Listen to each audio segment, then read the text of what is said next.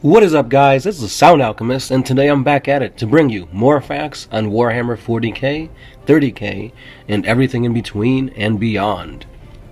If you guys paid attention to my previous video that I did about a fan-made chapter, I talked about the Wardens of the Light. Now, this was an amazingly fleshed out chapter, really awesome artwork, great rules, and a great storyline. So props to Mikhail Lenore for that. And that got me going, so I'm like, what other awesome, fan chapters are there? And bam, I came across the Lightning Bearers, the 2nd Legion. So without further ado, guys, let's get into this awesome fan chapter lore on the Lightning Bearers. Before I jump into the lore, I just want to say this legion was created by Athrawes. Hopefully I'm pronouncing that right. All the credit goes to you. I will post links to your bolter and chainsword page so you guys can read all the epicness that is to come, and there is a ton of epicness. So let's jump right into the Lightning Bearers. Warrior mystics of unparalleled grace, the Lightning Bearers, 2nd Legion Astartes, are masters of the psychic arts of divination, superlative in their ability to read the ebb and flow of time and the battles around them, always exerting their influence in careful measure to enact harmony on the systems they observe. They are the Emperor's sword cast in starlight. They bear his vision of humanity's unity. The Emperor orders the 2nd Legion to join him in the Terminus system. To those with psychic sight, the world shines like gold. There they find a world enthralled to the worship of the warp. As the Legion and the Emperor make planetfall, a demonic incursion of staggering proportions happens. The Legion fights the greatest foe it has ever known. With Icarion's aid, the Emperor is able to locate the source of this incursion, a massive tear in reality centered on a broken device, which once served as a means of intergalactic travel. The first entrance to the webway is discovered. The portal is forced closed due to the Emperor's order of destruction of the planet. Either by design or necessity, the Emperor explains to Icarion the threat of the demonic as mankind's true enemy.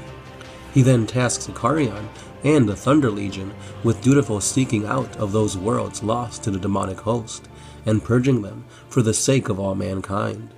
Closing those tears which threaten to consume the nascent Imperium, he also charges Icarion and his legion to never discuss the threats of Terminus. This becomes known within the Legion as the Oath of Silence. The Emperor explains that the Greater Imperium must not be allowed to know of the threat posed by the warp, for as yet it cannot exist without the use of warp space. The first Edict of Obliteration is enacted, wiping the events in the entire star system from Imperial record. The Legion begins its task of calling worlds, breached out by the warp. In the process, it begins accumulating lore on the means to combat the threat of the Neverborn. Over 50 years, while the Great Crusade grinds on, more than 100 human worlds go silent, their disappearance unexplained to the wider Imperium. It is as though they never even existed. The need to call human worlds and the horrors they witness over and again begin to wear down the Legion's morale and faith within the Emperor.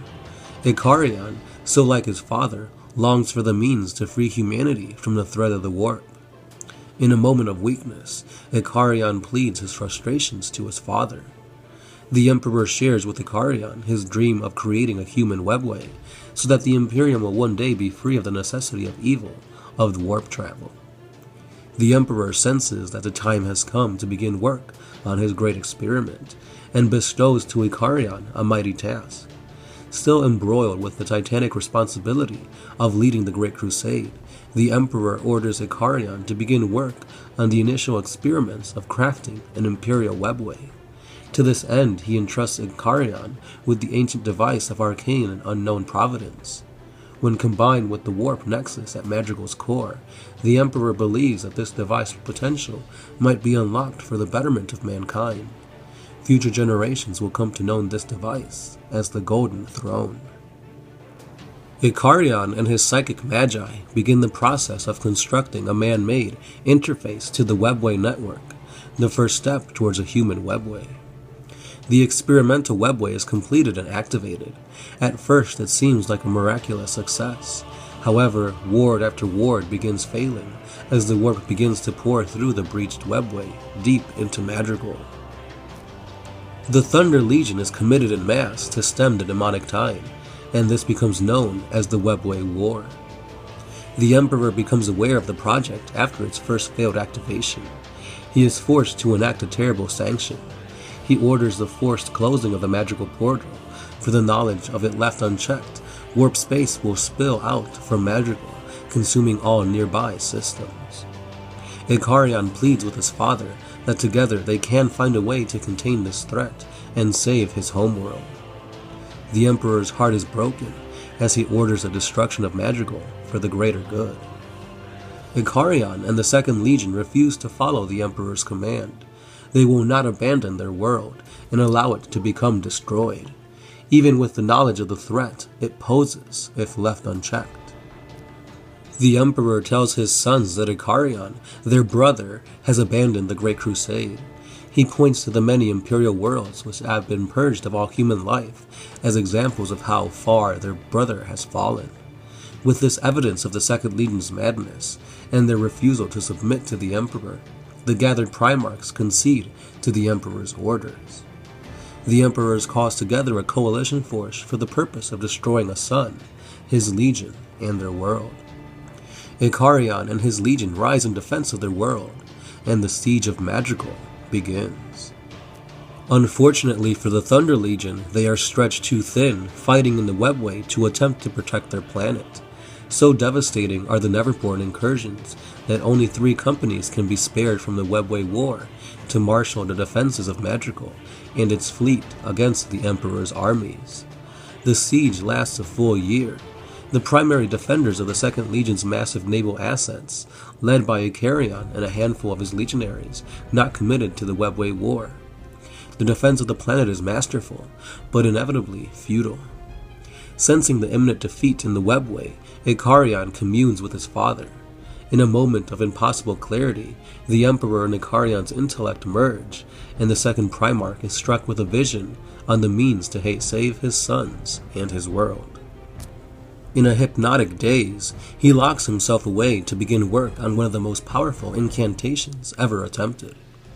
As the Webway War finally comes to its conclusion, and the defenses of Madrigal finally fall, Ikarion emerges. Ikarion informs his sons that he did complete the spell, but that they must never use it. Madrigal, and by extension Ikarion and his sons, must be left to their fate. The truth is that the Terminus Decree was Ikarion's greatest work, and the single most powerful spell ever crafted. A psychic artifact of unimaginable potency that would purge the webway of demonic incursion and strengthen it from any future breaches. While it would have saved Madrigal and repaired the experimental stunted webway, it would come at a great cost. This spell is capable of cleaning the webway and would subsequently seal off the material galaxy from the warp. Effectively, the barrier between real space and warp space would become impermeable, preventing a warp breach, but making conventional warp travel impossible.